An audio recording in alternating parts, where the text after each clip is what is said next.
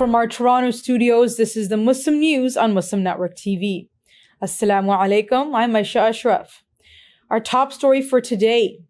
The Israeli government has approved an $11.13 million plan to expand settlements in the occupied Syrian Golan Heights. The initiative aims to double the population in the region, which Israel seized during the 1967 Middle East War. The plan includes investments in education, renewable energy, and a student village to support demographic growth. Roughly 50,000 people live in the Golan Heights, of which half are Jewish settlers. The area also houses Druze and Alawites communities. This move comes amid escalating tensions following Syrian President Bashar al-Assad's fall and Israel's intensified airstrikes across Syria. Israel also has deployed forces within the demilitarized zone, violating a 1974 agreement drawing condemnation from the UN and Arab nations. Critics see the plan as a blatant violation of Syrian sovereignty, further complicating the region's fragile geopolitics. Anadolu has released footage showing an alleged mass grave site in the Hasina district of Syria's capital, Damascus. The footage strengthens claims of potential war crimes in the region. The site is close to the airport in southeastern Damascus. It is suspected that more than 100 pits, each about 20 meters deep, were used as graves, with bodies buried on top of each other. Bashar al-Assad, who ruled Syria with an iron fist for nearly 25 years, fled to Russia on December 8th after anti-regime forces seized Damascus. The swift offensive led by Hayat Tahrir al-Sham resulted in the capture of key cities across Syria in less than 2 weeks, marking the end of Ba'ath Party rule since 1963. 77 Democrats in the U.S. House urged the Biden administration to assess Israel's compliance with U.S. laws, including National Security Memorandum 20 and the Foreign Assistance Act. In a letter to Secretaries Antony Blinken and Lloyd Austin, lawmakers called for clarity on how U.S. weapons are being used in ongoing Israeli assaults in Gaza. Led by Representatives Jason Crow, Madeleine Dean, and Chrissy Houlihan, the letter backs Israel's right to self-defense, but raises concerns over reports of U.S. arms contributing to significant casualties in Gaza. The letter also highlights efforts for a ceasefire and hostage negotiations, referencing a recent agreement involving Israel and Hezbollah. The U.S. Congress has issued a directive to Apple and Google requiring TikTok's removal from their app stores by January 19, 2025.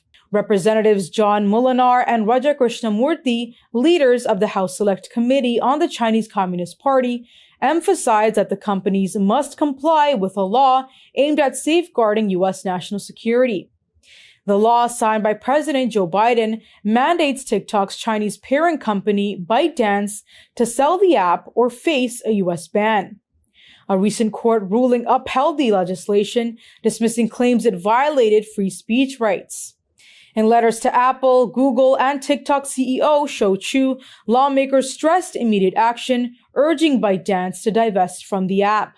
They warned the tech giants to ensure compliance with the law, highlighting Congress's commitment to defending U.S. interests against foreign influence. Israel has officially closed its embassy in Ireland, citing the country's extreme anti-Israel policies. Irish Prime Minister Simon Harris countered the claim, saying Ireland is pro-peace and pro-human rights.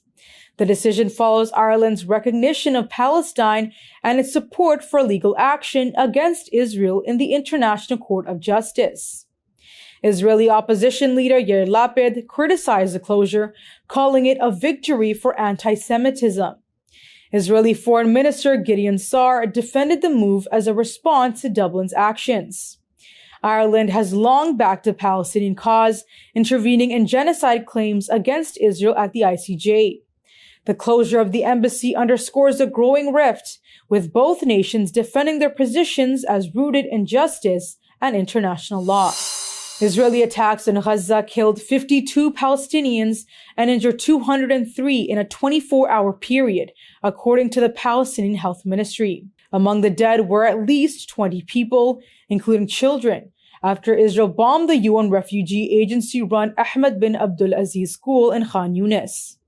The assault follows a string of deadly attacks, including one on a Beit Hanun school that killed 43 people.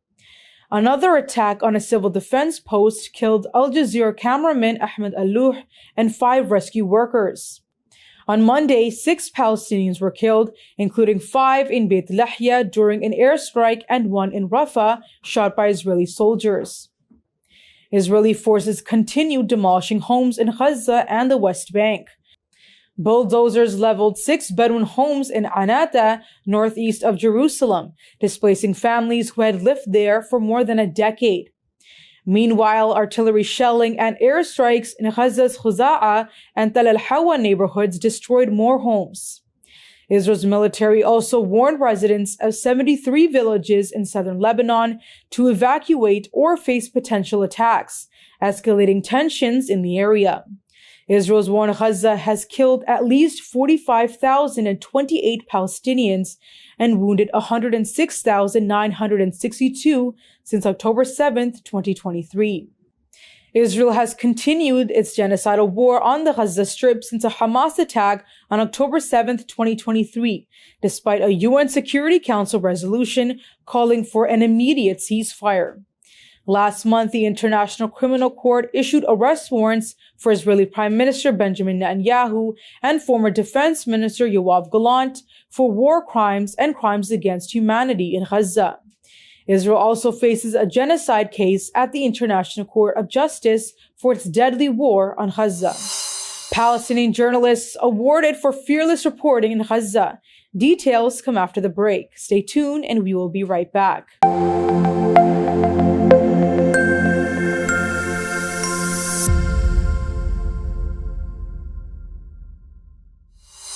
Welcome back. Amnesty International Australia has honored 4 Palestinian journalists with its inaugural Human Rights Defender Awards. The award recognizes their courageous reporting during Israel's ongoing assault on Gaza. Awardees include Bisan Auda, known for her raw video series, It's Bisan from Gaza and I'm Still Alive, and Anas Al-Sharif, who dedicated his award to fallen colleagues and his father, who was killed in an airstrike. Balestia Al-Aqad, now based in Australia, uses her storytelling and poetry to spotlight Gaza's plight, while Ahmed Shihab ad-Din amplifies these narratives globally through digital media. These journalists have risked their lives to document atrocities and demand accountability. Amnesty International emphasized the critical role of press freedom, saying attacks on journalists are attacks on truth itself. This recognition also honors the 138 journalists killed in Gaza. A Bangladesh inquiry commission has implicated former Prime Minister Sheikh Hasina and her top security officials in cases of enforced disappearances. The commission, led by retired Justice Mainul Islam Chaudhry, submitted its report unfolding the truth to transitional government leader Muhammad Yunus in Dhaka.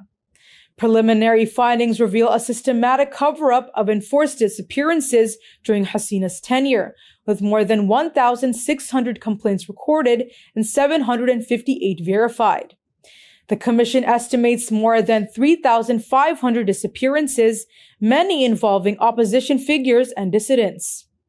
High-ranking officials, including Defense Advisor Tariq Ahmed Sadiq and police officers, were named in the report. The Rapid Action Battalion, accused of operating secret detention centers and committing human rights abuses, may face disbandment. The RAB chief recently admitted to past violations and apologized. Hasina fled to India in August after a student uprising.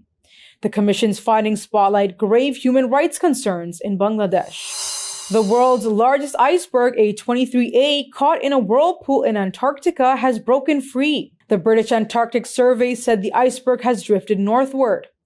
Dr. Andrew Majors, a marine scientist and researcher with the organization, noted it is exciting that A23A is on the move again. The surface area of A23A was measured to be about 1,544 square miles and 400 meters in thickness. A23A broke away from the Antarctic coastline in 1986. It moved for the first time in more than 30 years last year before it was caught in a huge whirlpool in the spring. Amazon founder Jeff Bezos plans to donate $1 million to U.S. President-elect Donald Trump's inauguration. CNN reports Bezos is set to visit Trump in the coming days to build closer ties with the incoming Trump administration, like other tech leaders. Amazon also has made an additional $1 million in-kind contribution by streaming the inauguration event on Amazon Video. A Georgia judge has denied former Donald Trump attorney Kenneth Chesebro's attempt to overturn his guilty plea in the state's 2020 election interference case. Judge Scott McAfee ruled Chesebro's motion procedurally defective, saying it was filed too late and lacked jurisdiction. Chesebro's sentence under the First Offender Act had no final conviction, and the court emphasized the importance of judicial finality. Chesebro pleaded guilty last year to conspiracy to commit filing false documents, securing a plea deal that dismissed 6 additional charges. He was among 18 co-defendants, including Donald Trump, accused of attempting to overturn the 2020 presidential election. The indictment cited efforts to influence officials, harass workers, and obstruct investigation. Chesebro argued the charge he admitted to had been dropped earlier, but the court dismissed this claim, reinforcing the validity of the plea deal. The Imam of the Al-Haq Islamic Center in Kansas City has spent nearly 2 decades fostering understanding and unity across faiths. In a recent interview with the Kansas City Star, Imam Suleiman Salam Jr. shared his journey of dispelling misconceptions about Islam and promoting interfaith harmony. Growing up in a Muslim household, Salam transitioned from an Islamic school to public school in 8th grade, which exposed him to diverse beliefs and perspectives. This experience shaped his mission to bridge gaps and build connections across communities. As an imam, Salam leads prayers, provides Islamic education, and spearheads community outreach projects like Project Neighborhood Needs. The initiative distributes Thanksgiving meals, clothing, and shoes to families in need. Salam also actively engages in interfaith dialogue, working with leaders of other faiths to address communal challenges. Salam discussed challenges stemming from misconceptions about Islam, particularly after September 11, 2001, when securing grants for community projects became difficult. Authentic Islam was often misperceived as radical or extreme, he said. He stressed Islam's essence lies in peace and coexistence. Salam's interfaith work extends to serving as a chaplain for the Kansas City Council, where he leads prayers alongside leaders from other religions. He believes collaboration is vital. We all have different paths but share the same goal, to build a better community, he said. Salam also is one of the chaplains for the Kansas City Council, in rotation with other faith leaders in leading the council in prayer. That's all from our Toronto studios. Thank you for watching Muslim News. We are a community channel dedicated to bringing you stories you can trust. Please like, share, and subscribe to our content. You can also comment to let us know what you think of our coverage. You can donate now by visiting muslimnetwork.tv/donate. For more content, keep watching Muslim Network TV. Salam.